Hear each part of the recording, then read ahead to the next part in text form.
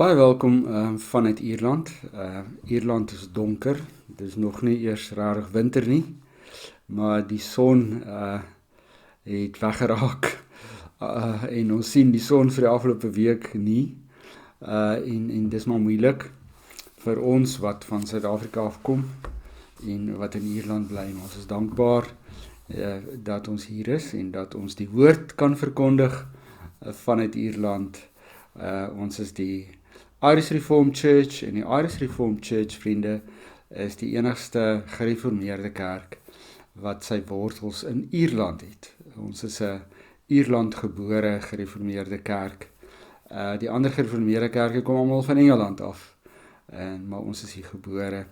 En ons werk natuurlik, soos u weet, die gereformeerde tradisie is om die woord van God so suiwer en so duidelik as moontlik te verkondig, en dit is presies wat ons wil doen, en dankie dat u by ons inskakel, en ons gaan Romeine 1 bespreek vandag, maar voordat ons lees, kom ons maak ons oë toe.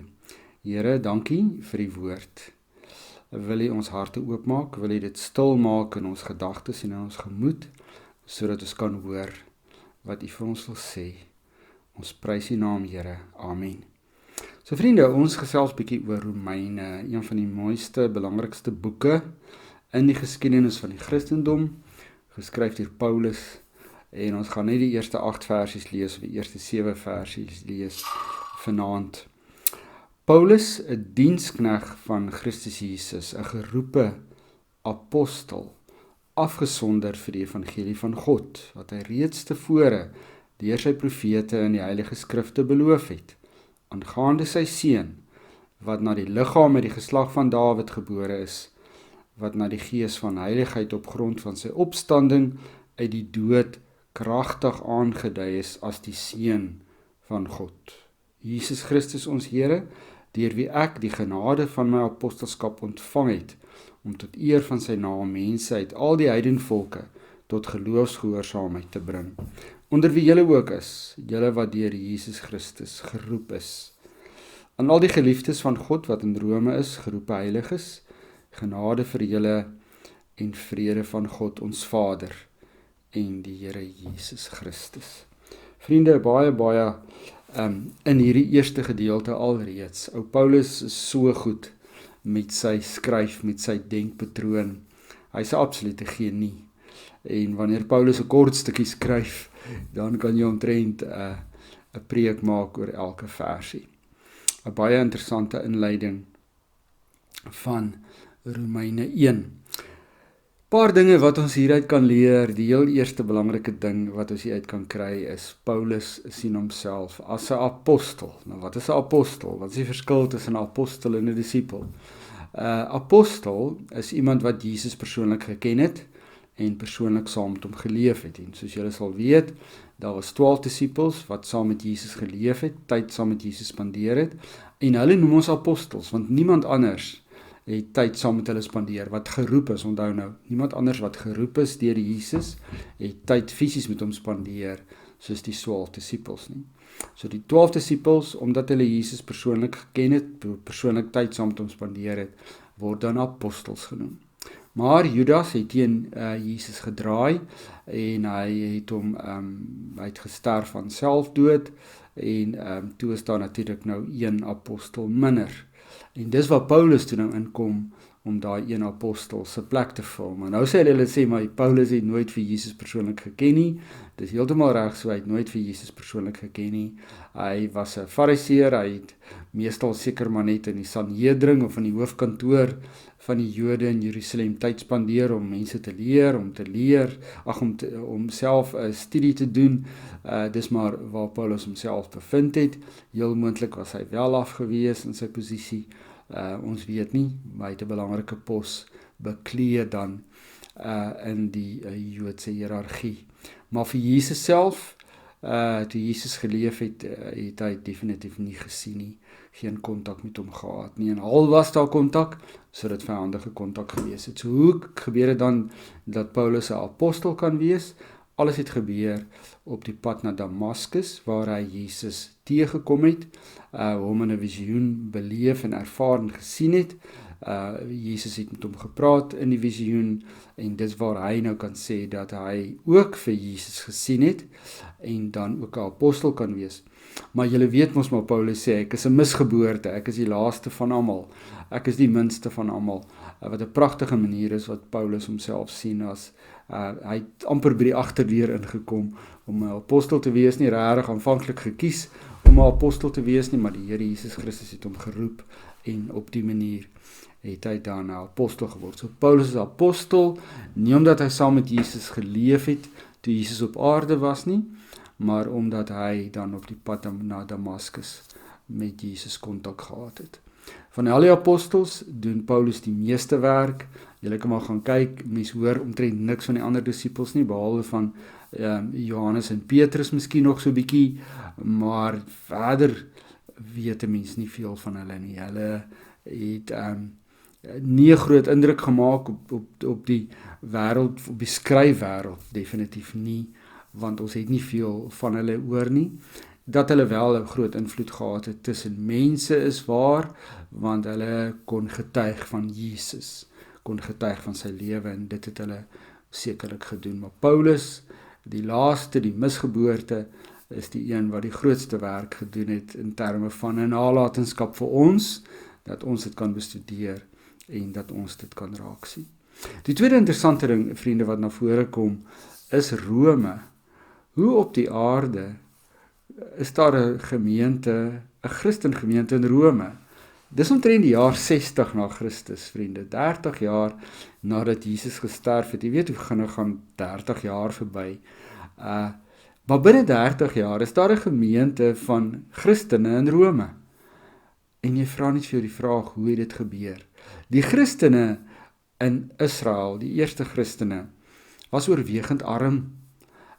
Arme mense kan maar kyk na Handelinge 2 en 4, arme mense wat maar moes leef van ander mense wat goed met hulle deel, want onthou, die Romeinse regering het hulle verskriklik onderdruk, die belastings het hulle verskriklik verniel, die mense daar was arm, die Christene was arm, en die ander ding is, hulle kon nie eintlik so rond beweeg nie, want onthou, die Christene, die Jode het nie Romeinse burgerskap gehad nie. Paulus het Romeinse burgerskap gehad, want hy het Romeinse ma gehad, of 'n pa, ek is nie seker nie, maar die Christene daar het dit nie gehad nie, so hulle kon nie so beweeg nie, so hoe sou hulle in Rome uitgekom het?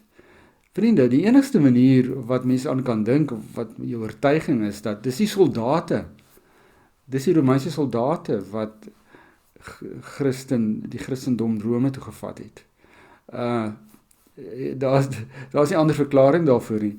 Die soldate wat Jesus gekruisig het, die soldate wat betrokke was by Jesus se dood, by sy gevangeneming, dit moet hulle wees wat die gemeente in Rome gaan stig het. Kan jy sien hoe God werk?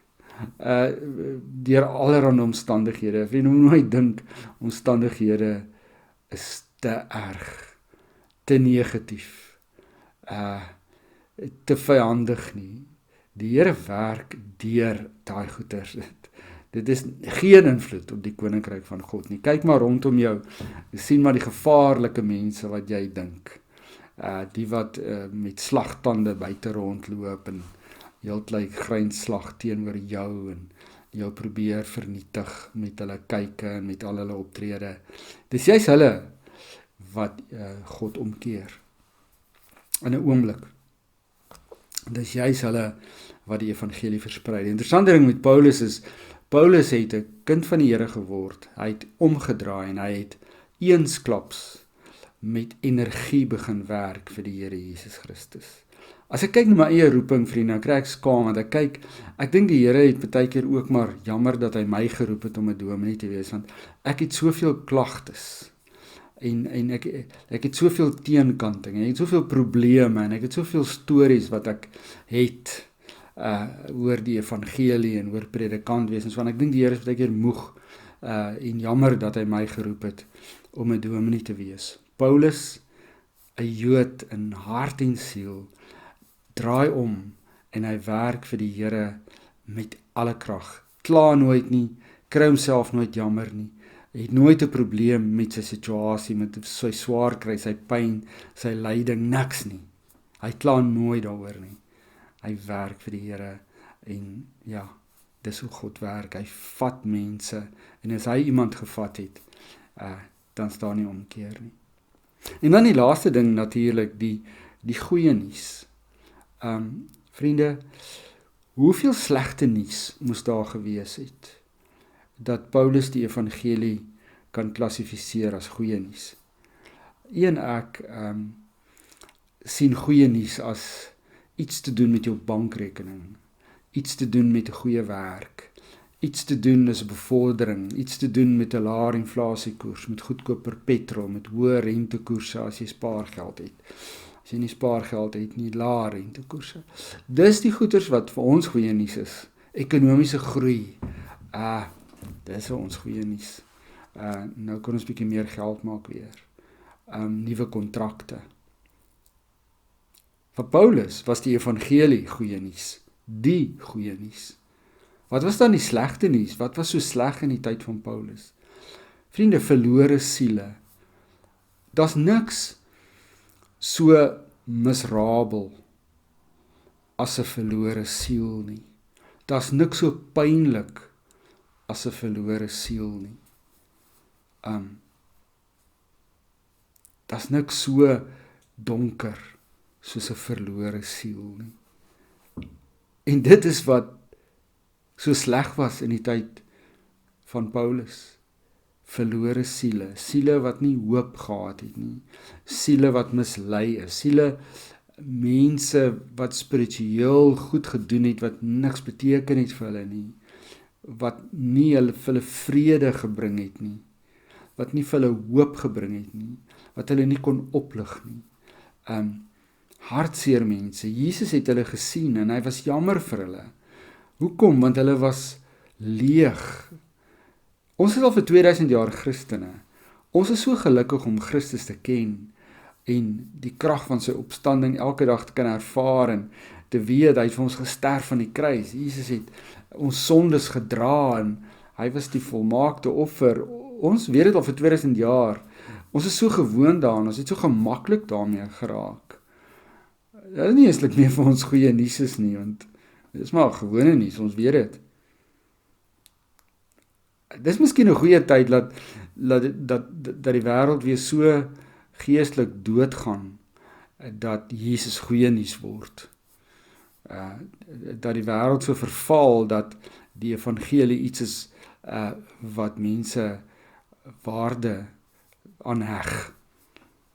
Goeie nuus is dat Jesus Christus vir jou en vir my aan die kruis gesterf het en dat hy 'n offer gebring het, sodat ons kan lewe, sodat ons geestelik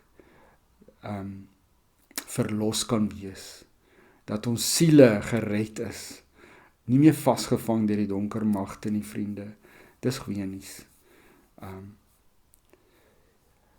Ek hoop u sien al in hierdie eerste gedeelte hoe die Here werk op ongewone maniere. Hy gebruik 'n mens wat die evangelie gehad het, wat Christene doodgemaak het om een van sy belangrikste predikers te word.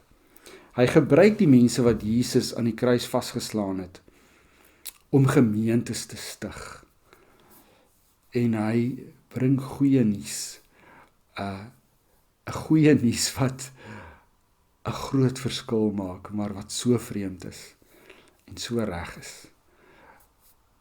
Kom ons bid saam. Here, u werk op wonderbaarlike maniere en u doen dit nog steeds vandag. En die goeie nuus, Here, is nog steeds vandag goeie nuus. Al besef ons dit nie meer nie, al verstaan ons dit nie meer nie, Here. Die feit dat u aarde toe gekom het, is die beste goeie nuus wat ons kan kry. Help ons om daarin vas te hou. Amen.